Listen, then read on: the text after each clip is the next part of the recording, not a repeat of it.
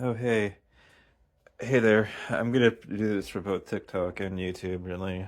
I'm shooting this. This video is being shot on an Android phone to make a point. You know, Android doesn't actually record shit video. Its camera doesn't actually suck. You're being deceived in terms of the video quality that comes through, on to an iPhone because of the fact that, as it all right, my dad was an engineer. He worked, he was a mainframe engineer, and he worked, on critical infrastructure projects, the banks and Fortune 500 companies often needed, in terms of, having critical infrastructure that needed to be up 24/7, which is one of the reasons why, like, I've had such public disagreements with people over the COBOL programming language in particular, in a very vocal way, which is just to say that I understand a lot of what they're saying about it, but it's like I also know how corporate America works, which is just if something isn't broken, don't fix it in such a huge way. And so it's like they're like people are expecting them to translate all that old, software that runs on COBOL into a more modern language, and it's just like this is not realistically going to happen. Quite a bit of it will be left in COBOL and have to be maintained as COBOL. I hate to break it to people because, this idea is that it isn't broken, so they don't want to go and make the drastic step of trying to, translate it to a different programming language in particular.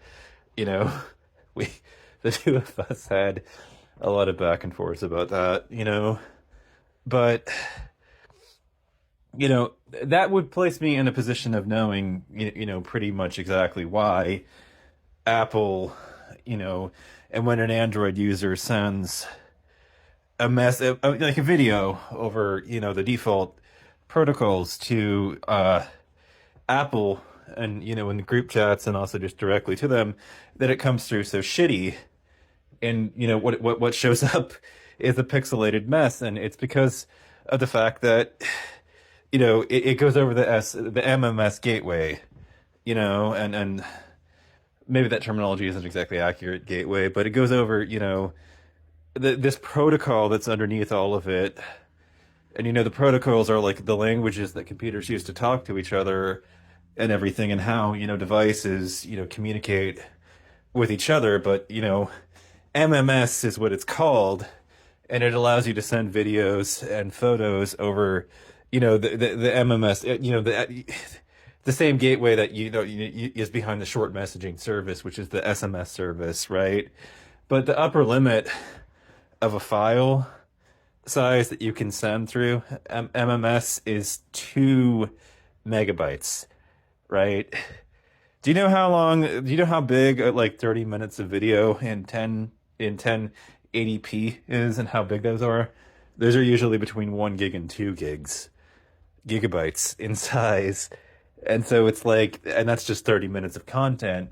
You can't send more than 30 seconds in 2 MB, and it's going to come into a completely pixelated mess, because it's going to have to, in order to jam even that through, it's going to have to go through, and use a lossy compression format to break it down into this, completely pixelated mess, just to get it through and jam, the square peg through the into the circle that is the MMS service, that they're using, and Apple defaults to when communicating with Apple devices. It's lossy compression, and this is stuff that I've known about since I was like 12. But Apple users are some of the most tech illiterate people on the fucking planet. I mean, I hate to break it to them, but you guys have never like swum in the more dangerous waters when it comes to technology. I mean, you've been sheep that haven't had to worry about viruses or anything, because the app store is as curated as it is, and you know they do a pretty good job of keeping malware off of Apple as a platform because of it. And Android doesn't do as good of a job. I mean, now that I'm over there, I can see that, it pretty effectively immediately. But for me, it's like I everything that I sacrificed, to go over to this side of the equation, like it's like if that's the price that I have to pay to be on Android, then that's fine by me. I mean, I've been living in a world where people try to infect each other all the time for a long time. That world of technology is already familiar to me. I mean, like hackers, even, and hanging out in hacker spaces where hackers were trying to infect each other and running ops on each other.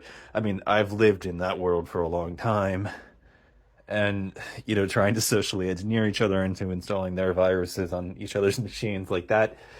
I grew up in that, and so you learn very quickly, even if you do get infected too, how to deal with it, very effectively. If you get hit with some other kids' malware, you learn how to deal with it incredibly fast. And, I grew up trial by fire style until, I pretty much don't deal with viruses anymore. I don't get infected, even though I'm on tripped over this my damn family has too much fucking shit. But I trip trying to get my hair down. But yeah, anyways, it compresses it into, this lossy format that it loses almost all of the data. And then it looks like it comes from, a BlackBerry from 2002. And the truth of the matter is that is the association that people would have in their brains. Because, in truth, about all that, like that technology, like it was released to the public in 2002, but invented like way back in the fucking 80s.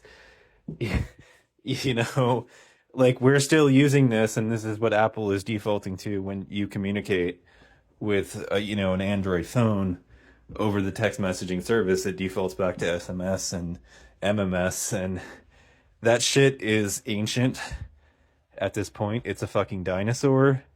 And the upper limits at this point of a video can only be like 2 megabytes. I mean, and the bigger, the longer, and the higher quality a video is, the bigger the file size is going to be. And so you see shit when somebody tries to send you through this. Androids don't shoot shit videos. They mangle it into shit in order to force it through MMS as far as a protocol is concerned. And so I'm just saying all this because like I'm tech savvy, and that's part of the reason why I left the Apple ecosystem, because it became self-evident to me that Apple was micro-targeting, the lowest common denominator of people in terms of tech, literacy, as their ideal customer, because they wanted somebody that had something that just worked, and they didn't have to worry about all those headaches when it came to viruses and everything else on the platform. They didn't want to deal with that. And for me, like, by contrast, like, while I take on that risk, I also take on like the advantage of being able to do things like find software to download torrents, software to, emulate Nintendo Switch games, run Nintendo Switch games on my phone and everything. And while I do have a Nintendo Switch literally and don't need that, it's still kind of like a novelty that you could, take out at a party as a party trick and, get people, goosed up and excited about what you were doing again, on the Android side of the equation. And it just, Android is a much more free platform. Google sold me a phone, but Google doesn't get in my way if I want to, take the firmware and change it over to something that's custom and has been worked on for a while and de-Googlify my phone. But imagine being able to de-Applify your iPhone. It doesn't take. But the thing that kills me about all this and frustration is just who suffers for this. Us Androids get socially excluded by Apple people and picked on and bullied. But I mean, at the end of the day, when a droid shows up in the group chat because it's using MMS as a messaging service, it has to downgrade everybody in that chat room to MMS and SMS to send messages back and forth between the two devices. And it's shit. And